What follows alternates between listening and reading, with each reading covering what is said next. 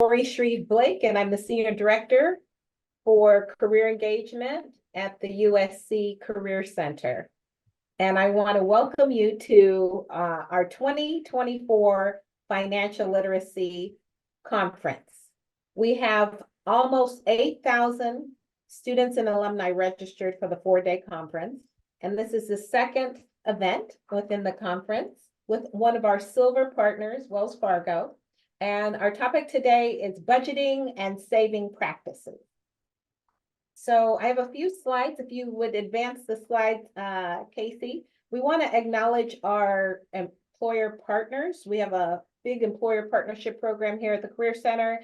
We just want to acknowledge our gold partners as well as our silver partners. And we're so happy to highlight Wells Fargo being one of our wonderful partners. So we want to acknowledge them. And then next slide. We also want to bring our students' attention to two things. We're doing surveys right now. It's survey season.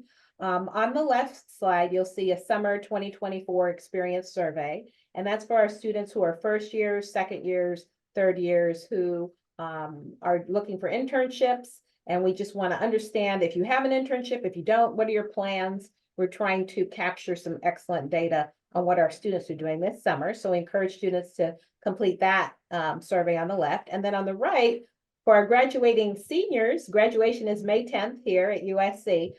We'd like them to fill out the first destination survey to learn more about what their plans are after departing USC and making the transition to the real world. So the next slide, please. Wonderful. So at this time, it gives me great pleasure to introduce our two esteemed speakers. I want to start by introducing Casey Galindo. Casey serves as the Vice President for Campus Program Management at Wells Fargo. In her role, she manages relationships with colleges and universities in Texas and New Mexico. Casey provides financial wellness and subject matter expertise on Wells Fargo products and services to students, faculty, and staff. Casey has over 20 years combined experience in banking, education finance, and higher education. She began her first part of her career in financial aid at St. Mary's University and has worked at Wells Fargo in a number of roles. Casey has a bachelor's degree in accounting and an MBA from St. Mary's University in San Antonio. Our second speaker for today is Sylvia Jones. Sylvia serves as the Vice President for Wells Fargo's Student Banking Division, part of Wells Fargo's Community Lending Group. As Vice President, Sylvia manages customer relationships in higher education across 2 states in the Southeast region and Illinois. She is responsible for providing subject matter expertise on financial wellness and for the promotion of Wells Fargo's products and services. Sylvia has served in the financial education industry for over 25 years. She has held leadership positions at Citibank and Discover Financial Services.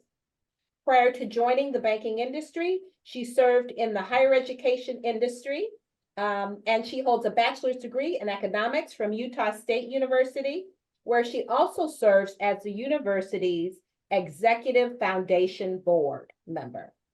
She also holds an MBA from Western State Colorado University, and she resides in Macon, Georgia.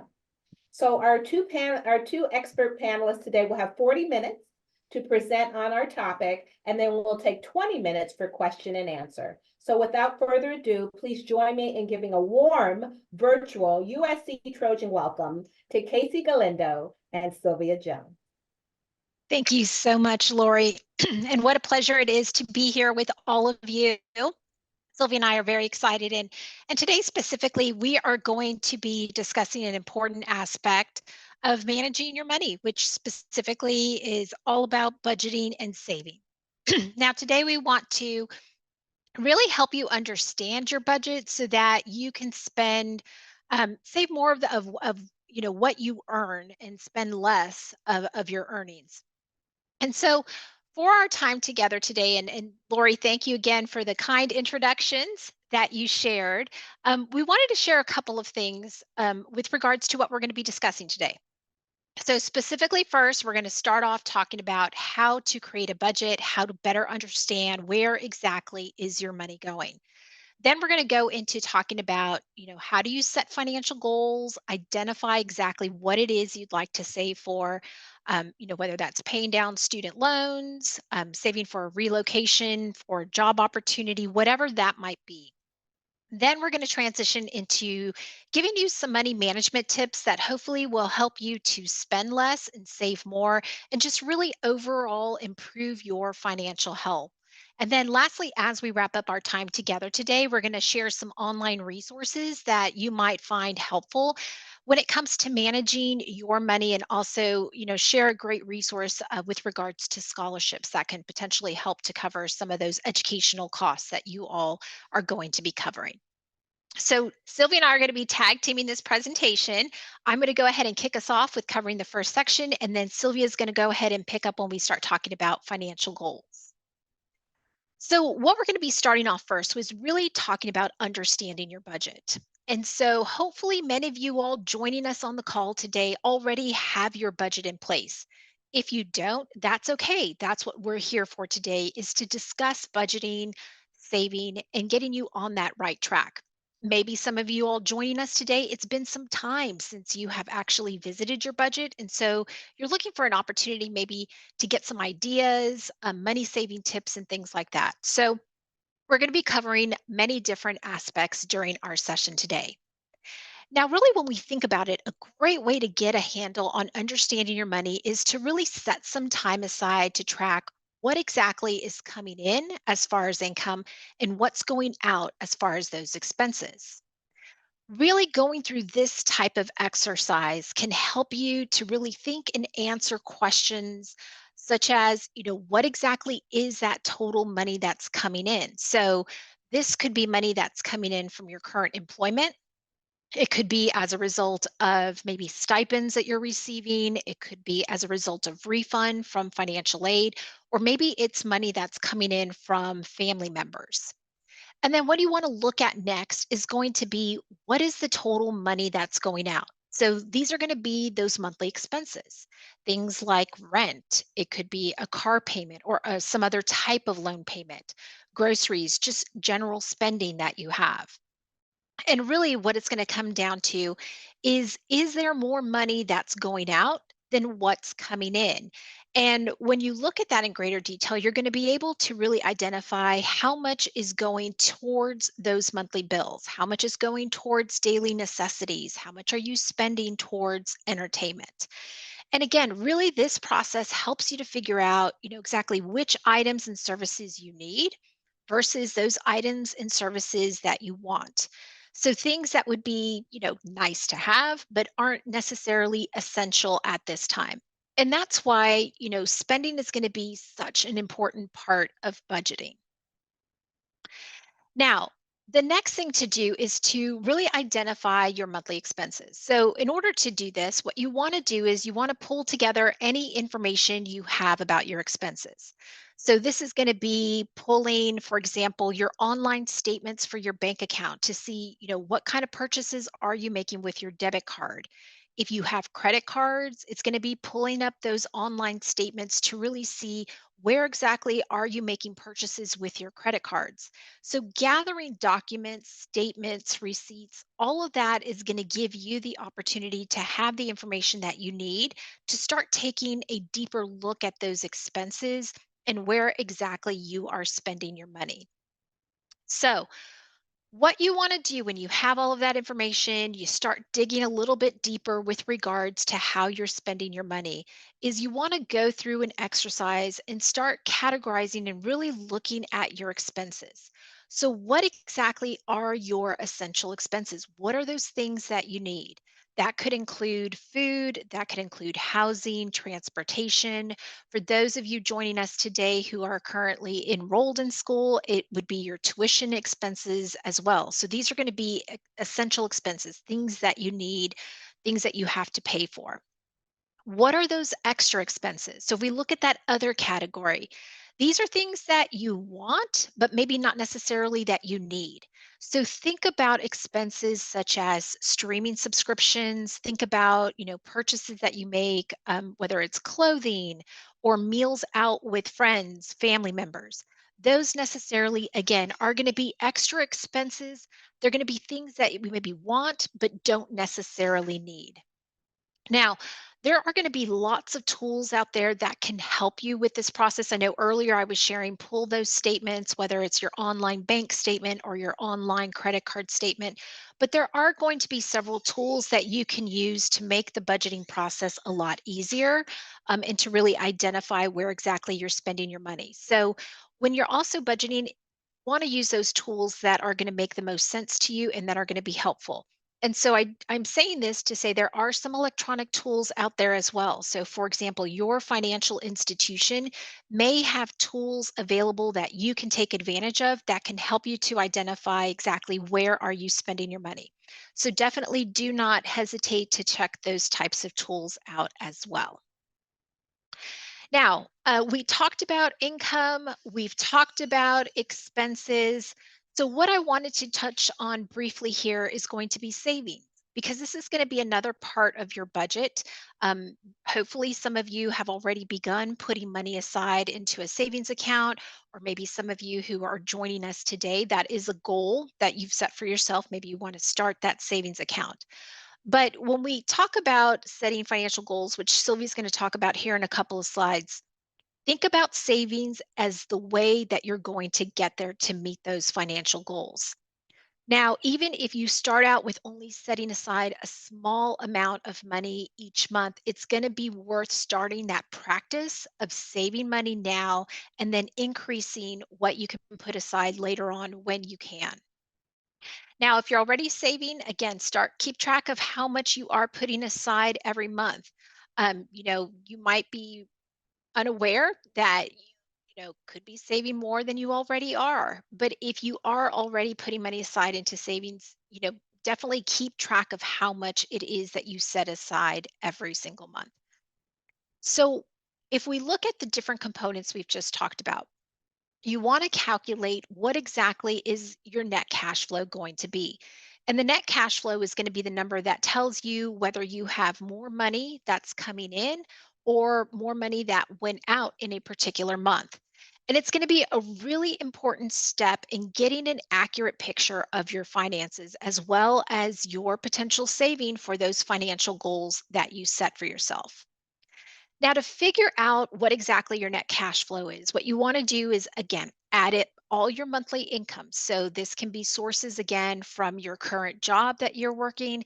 It could be as a result of maybe work study, if you have a work study program, or as a result of a financial aid refund or money that you receive from family members on a monthly basis.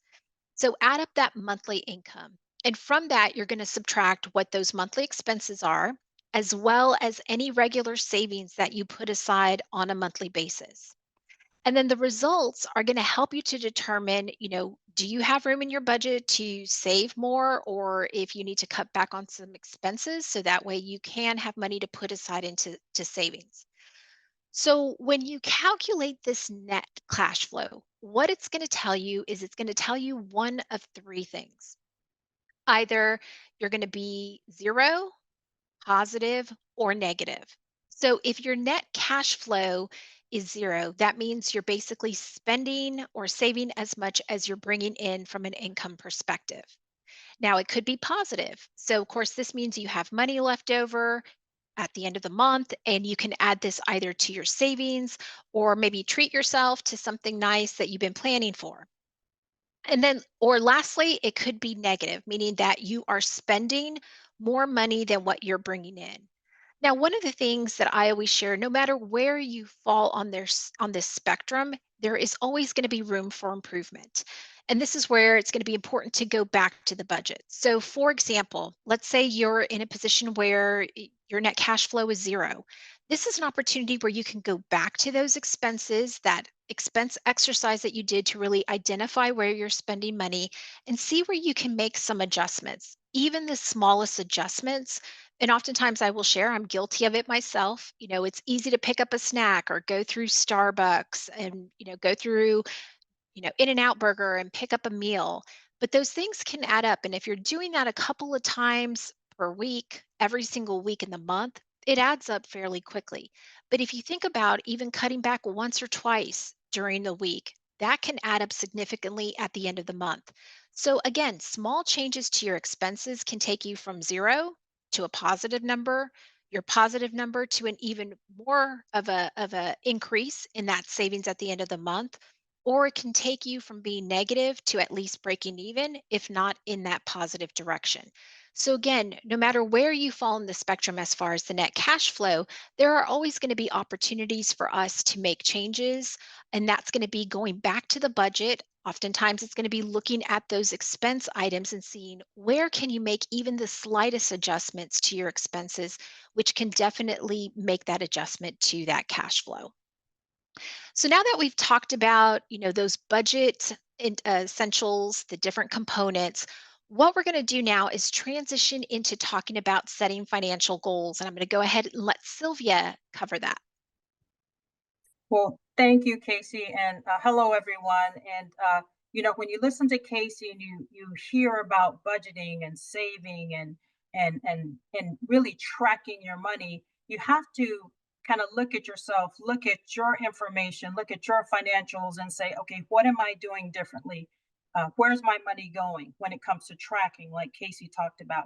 And how can I make my money work for me? Okay, and that's the goal. And so we're trying to give you information to help you understand budgeting, just like Casey said. And I'll talk to you about setting those financial goals. But when you think about, she talked about net cash flow and understanding, what's coming in, what's going out. So when you think about that, you have to understand your relationship with money. So one of the first things that we really like to talk about before we really ask you about your financial goals is tell us about your budget busters, right? And I know we have a lot of people on the call, so thank you for that. So we won't ask you to drop it in the chat, but what we will ask you to do is go ahead and write that down. So when you think about budget busters, what gets you off track when it comes to meeting your financial goals, or just even saving, everyday saving, what gets you off track? And so for me, I have two, and they're not even kids anymore, but they can call me in an instant, and that will get me off my financial goals because they want something, and typically it's money, right? So I have to make sure that I'm tracking my money. I understand where it's going. And do I have the capacity to allow them to give whatever they're asking for? And so you have to look at your finances. What are your budget busters? So I want you guys to write those down. So I'm going to ask my friend Casey here. Casey, tell me a couple of your budget busters. It gets you off So, track when you're trying to save. yeah, and Sylvia's right. I don't have kids that will call and ring me up every now and then, but I do have a tendency where my friends enjoy music and entertainment, if you will. So if I'm not too careful, it is so easy to say yes to every invitation when it comes to going out to eat, just getting together, going to concerts. I'm sure all of us share that pain. If you enjoy music the way my friends and I do, those can sometimes be budget busters, if you will, if you don't plan or put aside to plan for that type of entertainment. But I would say those are some of my biggest ones, Sylvia. Thank you. And that's important. And so the key things that Casey said there was planning, right? And so it's all about planning. So let's continue. Let's take a deeper dive into setting goals. So, one of the things when I personally think about setting goals, you have to have a plan, right? And one of the quotes is if you don't have a plan, any road will take you there, right? So even with your finances, you have to have a plan. And the first question really is, where do I start? And Casey kind of gave you a great background. You first have to start with budgeting, understanding how your money is coming in and going out. And then you have to ask yourself, when it comes to setting financial goals, what's important to you? Okay. Because if you think about it, you can save. Well, it's hard to save, but you can save. And if you save, but if you don't have a real plan for your money, if you don't have something that you've written down, a specific goal, anyone can come and say, hey, let's do this or let's do that. And you look, oh, I have some money, let's do it. But if you have a specific plan for your money, If you have something that you're really trying to save for and you've written that down and you've put some parameters around that as to when you want to reach that goal, that's how you do it, okay? And then there's short-term goals. So short-term goals, we look at anything from 6 months or less. So something that's going to take you a few months to save for, you categorize those things, right? You put short-term goals, medium, and then long-term goals. Medium goals are anything from 6 months to a year, and anything that's going to take you like a year or two or more, then that's considered a long-term goal. So you want to make sure that you have a plan, you understand what it is that you're saving for, you write that down, right? And then you have to make sure that your plan is actionable and you put something in place. And then you categorize them. Is it short-term, medium-term, or long-term goals? And then when you think about some of the short-term goals, it could be anything like saving for an emergency, right? And we do emphasize saving for an emergency because, and that could be as a college student, a few $100s, or if you're starting your career, it could be maybe 1,000, or if you're well into your career, maybe that's a few thousand. But you want to have an emergency fund. You wake up and you go out to your car and you have a flat tire. You want to be able to have that's an emergency. You need to get that fixed. And so that you're not always grabbing a credit card that you're going to have to make monthly payments on, have that emergency fund built. Another short-term goal could be, maybe a laptop, you want to save for a laptop. That could be something that's a short-term goal.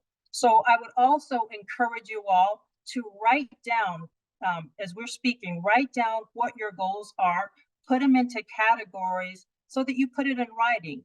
And we know that when we put things in writing, we're more apt to execute on that plan, right? We write it down, we look at it, we review it, we make some adjustments to it, but that's what we have to do in order to make sure that we're putting things in place in order to reach those financial goals. So we want to make sure that we do those things. We write down something that's important to us. We put a plan together. We categorize it into medium, short-term, or long-term goals, and then we go from there. Another example of a long-term goal could be, maybe you want to save for about a year so that next semester you're moving off campus. That could be a goal. I know one of the things that my daughter did call me for when she was in school was she goes, "Hey, Mom, got a plan. Do you want to save money?" And of course, she had my attention right there when she said, "Do I want to save money?" And her plan was to move off campus. And so over X amount of months, she's putting money aside, though, so that when she moved off campus, she had what she needed. So it's all about putting a plan together, having some direction, and then sticking to that plan.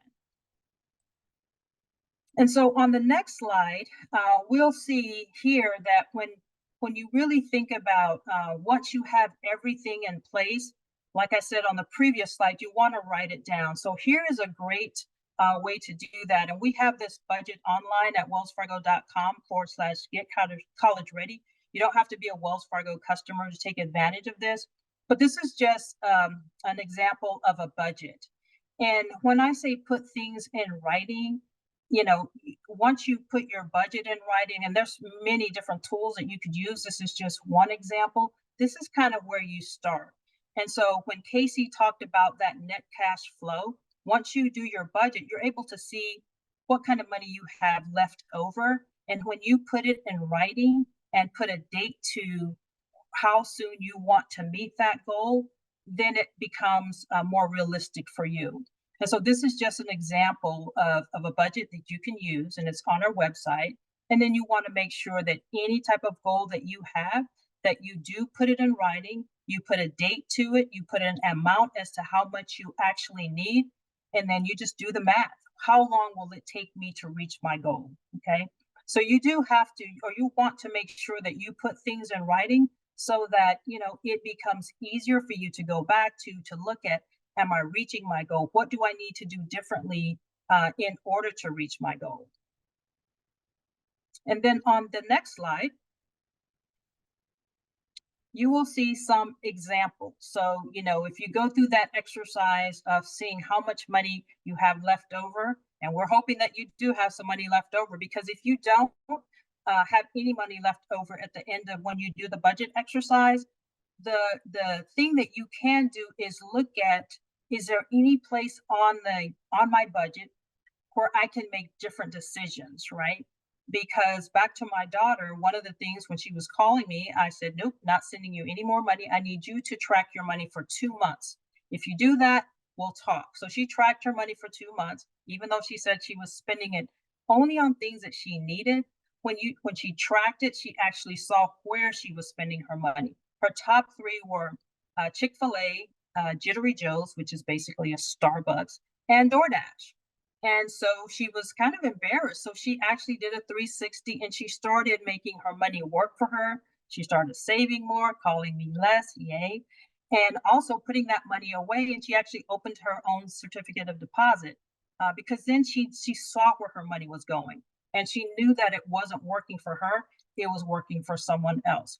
So if you have money left over, at the end of the process, what you want to do is then say, okay, what am I going to do with this money? What's important to me? Let me put together that plan. And so here are just some examples of things that students or anyone might be thinking of as far as saving with the extra money. So maybe it's a ticket home, right? Maybe it's to go on a study abroad trip or also move off campus. So those are just a few examples of some of the things that you might be thinking about saving for. And like I said, make this personal, because if it, for what's important to me may not be important to you, right? It has to be personal. And if it's personal, you're more likely to stick to that plan and stay focused. And when your friends come along and try to, ask you if you want to do something differently and it involves taking from your savings, most times you won't do that because you have a plan and you have a goal and you're trying to meet it by a certain date. And so on the next slide, you will see here is an example of everything we've talked about when we talk about put it in writing and also putting a number to it, put dates to it and a time frame. So this is an example, a hypothetical of a student that is saving for a post-graduation trip, right? And so she knows that she's going to need $2,000 for this trip. So when you think about $2,000 or whatever amount you're trying to save for, maybe that amount sounds like it's overwhelming. But if you look at trying to break that down to, in this example, $80 a week, and it's going to take her 25 weeks to do that, then that just seems more attainable, right? Because it's a lower number, she has time to do it, and it just seems more attainable than just saying, I need to save $25. So that's $2,000, not 25. But so that's why it's important to put it in writing. Make sure it's something that's important to you. Make sure that you stick to that plan as close as possible. And I will tell you, sometimes when you start saving money and you get some traction, it may not even take you 25 weeks to do something. Maybe it takes you less time because then you're doing your budget. You can see where your money is going, and you can say, hey, you know what? I don't need to spend this much at Chick-fil-A. I can put $30 more a week in towards my savings goal to reach that even sooner. And that's why putting together a budget is so important, tracking your spending and then putting together that plan and then being really specific as to how you're going to reach that goal. And so now I'm going to turn it back over to my friend to talk to you a little bit more.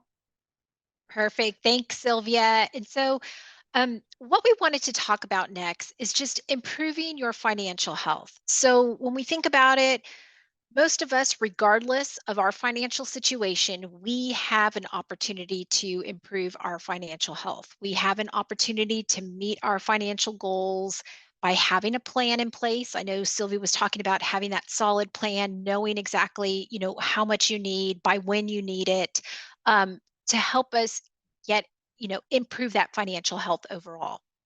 And when we think about it, that financial plan, that is not only going to get you where you want to go, but it can also provide you peace of mind along the way.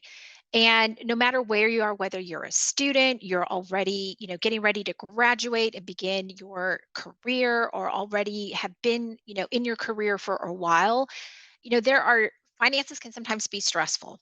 And when you have a plan in place and you know where you want to go, it definitely can provide peace of mind along the way. It gives you more control over your financial spending, and it could help with that stress again that comes from maybe the job, personal life, academics, whatever it might be. So, definitely improving your financial health is something that's going to be great. And when you have a plan in place, it can definitely provide that peace of mind. Now, there are going to be many aspects when it comes to your financial health, like, how much you have in savings, how much are you spending? But the financial wellness component comes down to really how prepared are you to meet not only your financial needs, both expected and unexpected today, but how prepared are you to meet those financial needs now, again, and in the future? So, we wanted to talk about some financial habits that can improve your health, that can help boost, again, that financial health. This is going to look really familiar because we've been talking about a lot of these topics throughout our presentation today. So, we've talked about determining if you have money left over at the end of each month. We've talked about the importance of categorizing expenses, really understanding, are you spending on things that are essential or non essential? We've talked about savings. And then we're going to do is talk about kind of getting creative with your money. So, over the next couple of slides, we are going to be revisiting some of the topics that we've talked about today. And then we're also going to talk about getting creative with your money and share some of those money management tips. So, if we start with the first thing, understanding your net cash flow, we talked about that earlier. Managing your budget and saving plan wisely definitely can set you up for success. So, you really want to reflect again on, what is your net cash flow? Do you have money left over at the end of each month?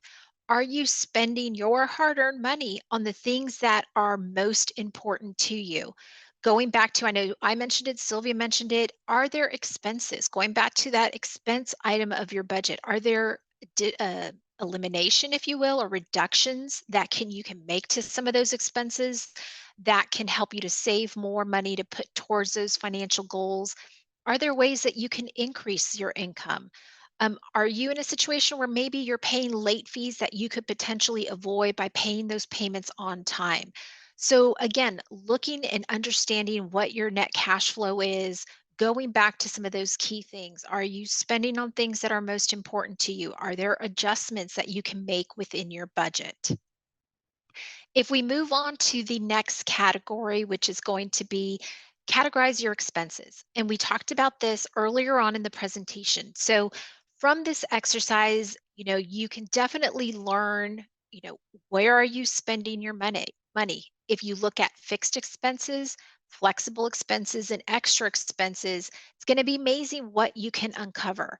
So if we think about those fixed expenses, think about those items that are necessities and they're going to remain the same each month. Oftentimes, key things that come to mind, your rent, if you have a car payment, your insurance. So, in order to impact those things, you generally need to make a big change in your life. First thing that comes to mind is if you have an apartment that's maybe a 2 bedroom, you're on your own, getting a roommate. That might be a way to bring down that expense. If we look at flexible expenses, these are typically going to be expenses that are necessities, but they can vary from month to month. So think about things like utilities, groceries. You can definitely lower these expenses. I will be the first to admit, if I go to the grocery store, sometimes I am guilty of going without a grocery list, and secondly, going when I'm starving right after work. So those two are never a good combination because everything goes into that shopping cart because I'm starving and I think I need everything. But sometimes it's not the best because food will go and it will spoil because I don't get around to eating it. So I can have an impact on these type of expenses by just going to the grocery store with a shopping list and staying focused to purchasing items that I only need. And then if we look at the last category, those extra expenses. So think about these as everything that you totally have control over. You will decide exactly how much you're going to spend. So this is going to include things like trips to the coffee shop, to Starbucks. I know it's so much easier to do that. Hitting the vending machines or the food kiosks on campus, streaming subscriptions, eating out. All those things are choices that you're making.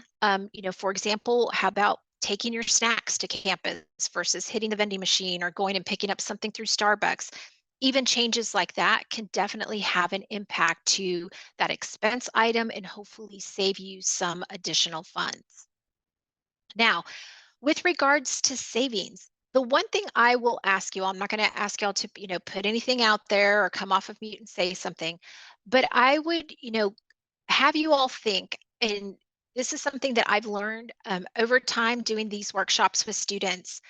I'm not sure how many of you, but I have had students who tell me that they don't automate their savings. And probably the hardest thing for them to do is each month to make that transfer from their checking account to their savings account. And we've talked about, have you ever thought about automating your savings? Some are like, yes, I just haven't done it. And I've had some students or individuals also who've told me, it's not something that I do. Automating your savings may be something to consider doing. First and foremost, what it does is it gets you into the habit of putting money aside every month. So even if it's, $10, $20 that you can start off with by putting that aside automatically every single month, it gets you into the habit of putting money aside into savings. And then as maybe you get a job or your internship is a paid internship or, after graduation you start earning more money, that gives you an opportunity to increase that amount when you can.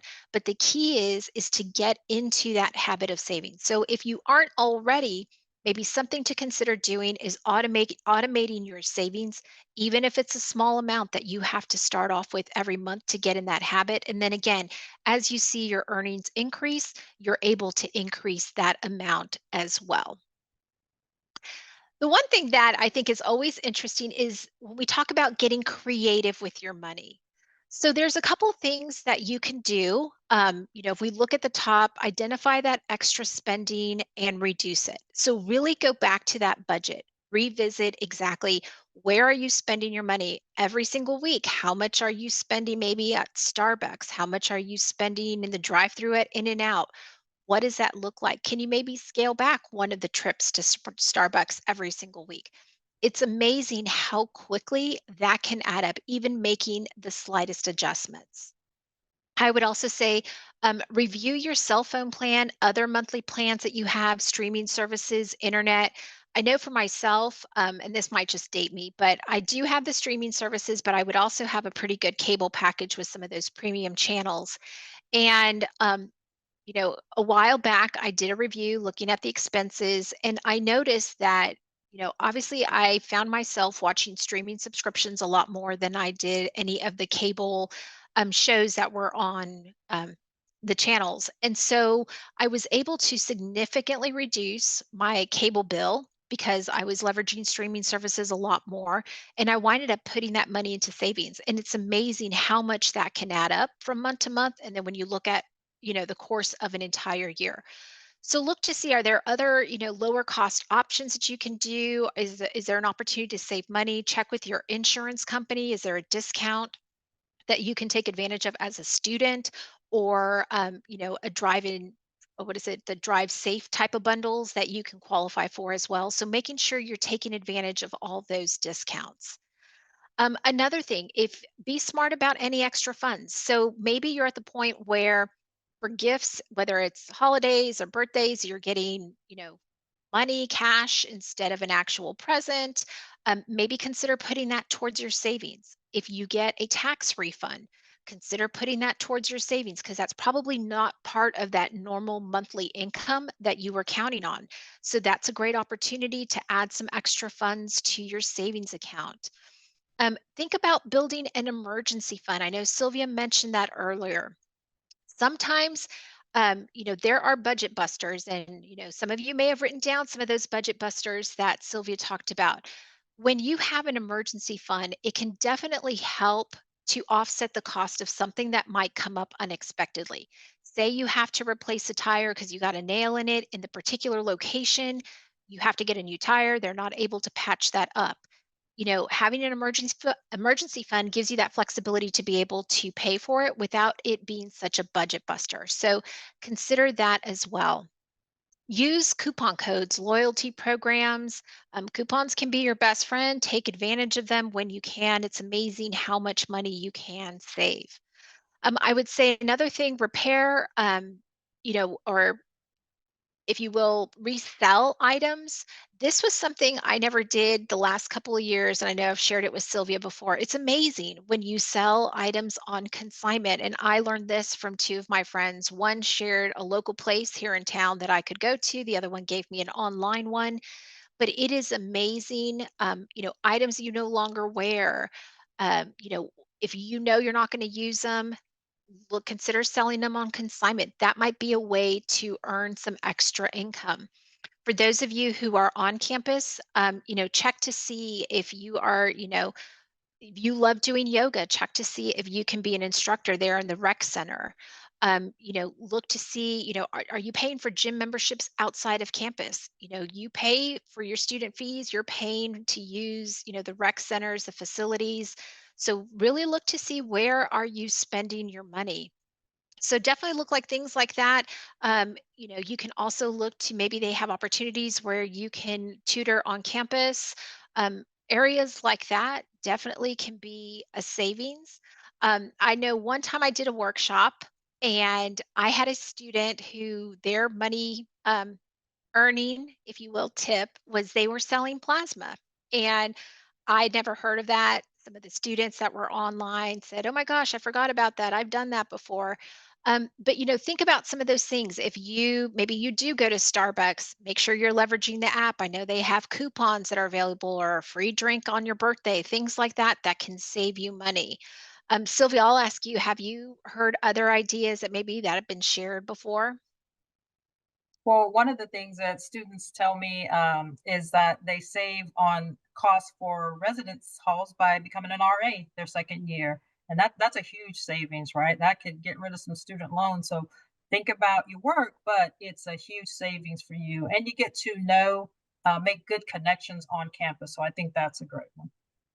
Awesome. Thanks, Sylvia.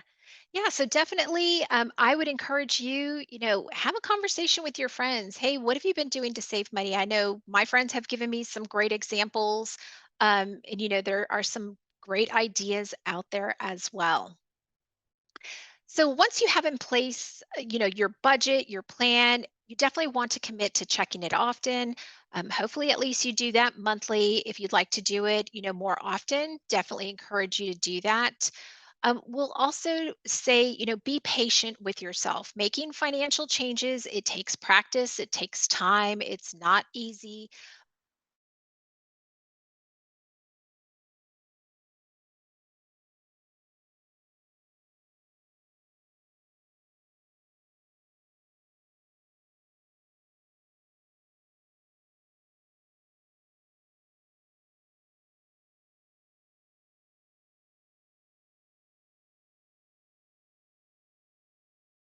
Exactly what is it that you are saving for? And then we went through some money management tips. So now, before we get to Q&A, we just have a couple of resources that Sylvia's going to go through that we wanted to share with you today. Thanks, Casey. And so this one here is a great resource. I talked to you about the budget that I showed earlier, that budget worksheet. You can find it here at wellsfargo.com/college steps. And here we have information on planning, earning money, understanding credit, and managing your money. This is a great website, and you don't have to be a Wells Fargo customer to take advantage of it. Next slide. And then these resources, the Wells Fargo Money Map, this is great information and great tools that you can use in order to help you manage your money. So we have information on uh, watching your budget, on managing your budget, on tracking your money when it comes to financial tools that we offer. And on these, you do have to be a Wells Fargo customer. But what I will say to that is look at the different tools and resources that your own financial institution offers. And the cool thing about that is that if you're working with your own financial institution and using the resources and tools that they have, then as like at Wells Fargo, we're able to track your money with your checking account. We also, with your card that you use, if you have a credit card with us, or any type of online service that you have with us, we're able to help you track that so that you can categorize your expenses, You can track your expenses, as well as we have tools for savings as well. And then on the final slide that I will tell you, this is a great resource. It's our Scholarship Resource Center. You can scan the QR code there and go right to the Resource Center. You don't have to be a Wells Fargo customer for that, but has great information on like really billions of dollars in scholarships that will help you fund your college education if you get one of those. And that's also a great way to save, because you're not having to come out of pocket for some of those expenses. So take a look at those. I want to turn it back over to maybe Sarah to add more, but we want to do a Q&A and then provide you guys with some additional information. Well, So, thank Lori, you. did you Yes, want us to go through this first and then do Q&A? I think we'll do Q&A first. Okay, perfect. And stay on the topic. So we have a lot of great questions here, and I'll start with the first one. Thank you so much, Casey and Sylvia, for this amazing content that you provided to all of us. I think we all have budget busters. I was thinking of my own. So the first question is, if I don't have a job during the school year and my money comes in from working in the summers currently, how can I work on managing that budget when I only have income 3 months out of the year? I will say you are going to need to practice a lot of discipline, because when you think about, if you're going to be spending, 3 solid months, if you will, earning income that's going to have to carry you for the rest of the academic year, you're going to really need to be disciplined and understand specifically, okay, how much you're going to earn potentially once you get your job, and what that, weekly paycheck is going to look like. It's going to be really important to understand what those expenses are. So you're going to have to be diligent to understand what are those necessities that you really aren't going to change from month to month. Are you living off campus and you have a rent payment? Figuring out, okay, rent, utilities is X amount per month, and you need to plan for, 9 months throughout the academic year. So it's going to be a matter of becoming really disciplined and understanding what are those expenses that you will have on a monthly basis that are going to be fixed, so that okay, this is how much I need for those, and then start building in your flexible expenses, and then those expenses that are truly like entertainment or personal expenses. But when how much when you start working, you'll know on a weekly basis, so you can figure out how much you're going to earn over the course of the summer, and then getting very disciplined in figuring out, factoring in, if you will, what those expenses are going to look like, and then planning for your fall and spring semesters. Sylvia, would you add anything? So that was exactly my situation 100 years ago in college, is that I had a job just in the summer. But the cool thing is, so I did just that, just what Casey said. I managed it for the time frame when I was in school. And then what I would do, though, extra, is that in any holiday break, I would go back to that same job and earn a little bit more. So it was, I don't want to say it was easier, but I knew exactly what I had and the amount of time I needed to make it last. So you kind of become creative with that. That's great. Casey, can you stop screen sharing just so we can, Yes. it'll be the 3 of us on the screen having this wonderful conversation. All right, wonderful, wonderful. Okay, another question was, I know you mentioned paying yourself first, but what about stuff like rent and bills that get paid first? And that's a good one. And I know, sometimes I say it depends, because you always hear people say pay yourself first. And for myself, I do pay myself first, in the sense that obviously I've been well into my career for a while. So paying myself first for me is my retirement. And so I know how much I earn, I know how much my bills are. So I factor in my retirement as my paying myself first to plan for the future. And then, I cover all of my bills. Now, I will say, right out of college, I wasn't that great. Wish I was. I would honestly, I will be honest, I didn't pay myself first right out of school, and there was some lost opportunity there. Now, I know it's hard to say how much am I going to, pay myself first, if you will, but you will know how much your expenses are. And, I do try once I learned, I would try to put at least, 10% away into a savings for myself because I wasn't in a position where I could put a lot of money aside. But even aside from, I took it as paying myself first was planning for retirement in my mind. And it began, I need to plan for that while I am working and covering my bills. And it is something that has become automatic for me. I've gotten to that point. But in the beginning, I didn't. When I realized I needed to, I started out small, looking at how much I earned with what some of my bills were. I had it all planned out. I could only do 10% at first is what I could put aside a month. So I think it's going to vary. Sylvia, what would you add to that? I would just say that sometimes students get confused, or people in general, like pay yourself first doesn't necessarily mean go out and buy the latest and greatest of what it's really investing, more of investing in yourself, putting your money aside in a savings or in a CD, or to Casey's point, in retirement. It's more, I would say, if we change that to investing in yourself, might be a better way to term that. But then making sure, because you have to pay your bills that are due, that's the key. You do have to do that, but invest in yourself versus like paying yourself first to just do frivolous things. That's great. So you all answered quite a few questions because students asked about the percentage they should put away for savings and how should that look. So you all answered a couple of good questions, and the emergency fund. Mm. So is the emergency fund different from the savings account? And what's the percentage breakdown if we're doing both? There definitely is a difference. So think of your emergency fund. Say, for example, what they really say rule of thumb is 3 to 6 months. So once you've graduated, you're working, they'll say 3 to 6 months in an emergency fund. It's going to look different as a college student because your expenses aren't going to be that high. But with an emergency fund, think about, okay, I'm going to save 3 to 6 months. Once you hit that, you're done.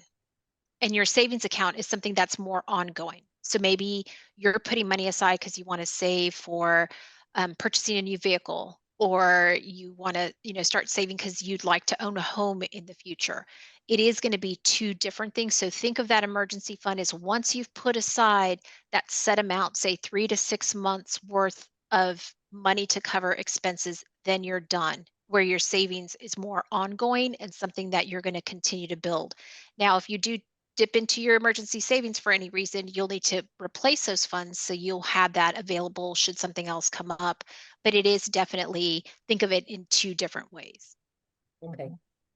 I'll just add a quick example of that. So for example, when the pandemic hit and things got to where people were losing their jobs or they got furloughed or whatever, those that had that emergency fund, so that 6 months of expenses or more, then they were able to weather that storm a little bit better until, either the government or they got their job back, but they were able to handle that. So that's what a true emergency is you have those funds set aside, and then you're able to handle something financially when it comes along, and it's something that's it's an emergency and it's unexpected. Okay, great. And then in LA, things are very expensive. Apartments are very expensive. Studios can be 2,200 to 3,000. And so is there a formula when students start their first job, full-time job, in terms of an apartment percentage of their rent or percentage of their income that should go toward rent? So what recommendation do you have regarding the percentage of income that should be allocated toward rent for individuals who have goals of saving? Definitely. And, Lori, you bring up something that it is true, right? In LA, I have had an opportunity to be on the East Coast as well. So in New York, when you go to East and West Coast, it is definitely more as far as housing and the cost. Many of you have probably heard, so they will often say like the 50% would go to all of those necessities. So think about all of the expenses that would include the rent, utilities, everything that you need to pay for to live. So it's not just necessarily the rent by itself, but it's having to cover the rent, the insurance, cell phone bills, all of your immediate necessities that you would need. They would say 50% of the income would go towards that. Sylvia, would you agree with that? Yeah, so if you were to break that down a little bit more, we try to look at about 30 to 40% would go towards rent itself. And then that additional would go to some of those other things that Casey mentioned, like utilities and all those other things that may come along with that. But my best solution is move to Georgia. No, I'm kidding. Right, then we can get an affordable apartment. That's right. That's right. That's great. Okay, another question was, so they have these different buckets, like stock, investment, savings, emergency. And I know there are fees when you have all these different accounts. So should they have like 3 different accounts? And what does that look like in terms of like the buckets? And what the buckets look like for the different? Definitely. And I think when you start thinking about, correct, like fees, there may be some fees associated with investing. When it comes to investing and you start digging deeper into looking at those financial goals, you're putting money aside, maybe it's to purchase a vehicle, purchase a home, whatever that might be, plus you're planning for retirement, things like that. It's always a great time to have a conversation with the banker at your financial institution and really start discussing what are those goals that you have for yourself. How do you plan to start saving? Because if you are looking at wanting to invest, you're looking at building that emergency fund. There are also going to be different types of accounts that you might need to have set up. So an emergency fund may be a different type of account where you don't want to tie up your money because if something happens, you need to access that very easily. Versus if you are looking at investing to maybe build wealth in the future, that's going to be a different type of account that might have some fees. So, this is where when you start thinking about all those different buckets and what your goals are, having that deeper conversation with a banker at your financial institution to see, okay, what types of accounts are available? What exactly are you looking for? To your point, Lori, are there fees, things like that that are associated with it? And they can have that deeper conversation and put a plan in place or connect you with the right individual to have that deeper conversation. Yes. And Casey, you brought up, I'm a arts lover and I love music as well and all that. And we have a great question here. How do you navigate saying no to things like concerts and dinners? Because of money, sometimes people feel uncomfortable saying no. So how do you navigate that piece? You still want to be their friend, but you have goals. I will tell you, sometimes it's an honest conversation. Your true friends, I mean, we've all gone through certain situations. Sometimes maybe we are in a position where we can go to everything, but there might be things that happen where you're not able to. And you should be able to, and don't feel bad or embarrassed that you're not able to do everything. Your friends will understand. I have dear friends who are like, right now I can't, go to that concert, would love to, but I need to make a choice because I'm working towards this particular goal. Totally respect it. I continue to ask if they're able to go. Fantastic. As college students, for those of you who, and Lori, I love finding a fellow music lover and concert goer, look to see, can you volunteer to work? So here in Texas, probably some of you've heard either Austin City Limits Music Festival, South by Southwest that just wrapped up this past month.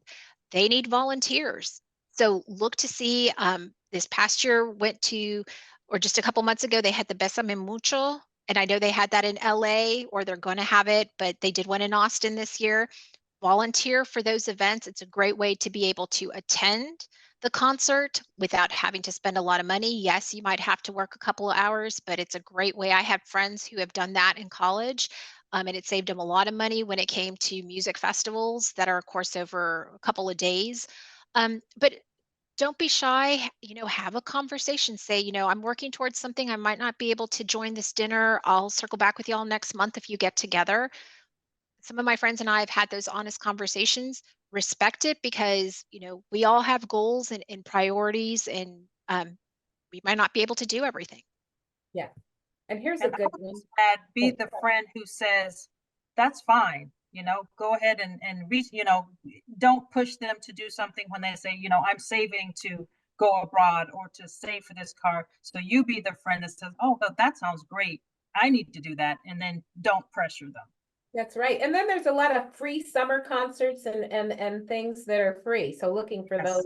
those and Free inviting is good. to those events. Yes. Now here's another one. How do you tackle savings when you have a large student loan of 200K? So Right. definitely, I would have probably I would say talk to your loan servicer, have a conversation. If you find that maybe the monthly payment plan that you are currently set up for is not working with your budget, reach out to your loan servicer, let them know what's going on. Maybe the plan they've put you in or the plan that you selected isn't working with your budget. You're kind of struggling to do that. See what other options are out there. I will say for federal loans, there are a lot of different repayment plan options that are available for students. Some of them are income driven type of repayment plans. So the important thing though is to have a conversation with the loan servicer, let them know what's going on. If there are some difficulties with a particular payment plan, reach out, see what other options might be available. That would be the first thing that I would look at. Sylvia, would you? The only thing that I would add is, let's say if you just got that first job, what I would do first is make sure that you contribute to your 401k up to the company match, because that's free money. And then after that, then you want to make sure that you're at least making that minimum student loan payment, but make as much as possible, but definitely contribute up to the match, and then go to the student loans after that and pay as much as possible to kind of knock those out. But you don't want to leave free money on the table once it comes to your 401k and the match. Yeah, that's major. That's major. Wow. Okay, well, I guess we'll show the slide now. We'll show that slide again. So I know one of what you all were talking about too, were kind of side hustles and building wealth through multiple streams of income. And I love your ideas about that. We actually are having a session on that called Side Hustle Building Wealth Through Multiple Streams of Income this Thursday, April 4th from 7 to 8 p.m. So for those on the call that are looking to sell things by consignment and do some of those very innovative things to earn some money, that will be a great session for you. But I want to also highlight this slide here that's talking about day 2, breaking financial barriers as a first generation college student. Will be tomorrow from 12 to 1. Then we have first generation credit from 1 to 2. And both of these will be in person in the student union building. And then the other thing that's happening, well, actually, student union. And then the other thing that's happening is we have Investing 101. I'll be moderating that and looking forward to that conversation. So more to come in the next 3 days of our conference. And I just, again, want to give a big Trojan thank you and to Casey Galindo and Sylvia Jones for their amazing work and sage advice that will help you create that generational wealth, control your money, identify your budget busters. Like I loved what Sylvia said, she had her daughter kind of write down what she was spending her money on. There's so many things that we can all do, whether we're students or wherever we are in life. The advice that they gave today is sage. And also, please take this QR code and complete our post-session survey. And with that, again, thank you, Casey and Sylvia. Thank you, Trojan family. And Casey and Sylvia, let's put up 2 fingers. And this is what we say at USC, fight on. I was going to say fight on. That's right. Fight on. Bye-bye. Thank you. Bye, Lori. Thank you. See ya. Thank you.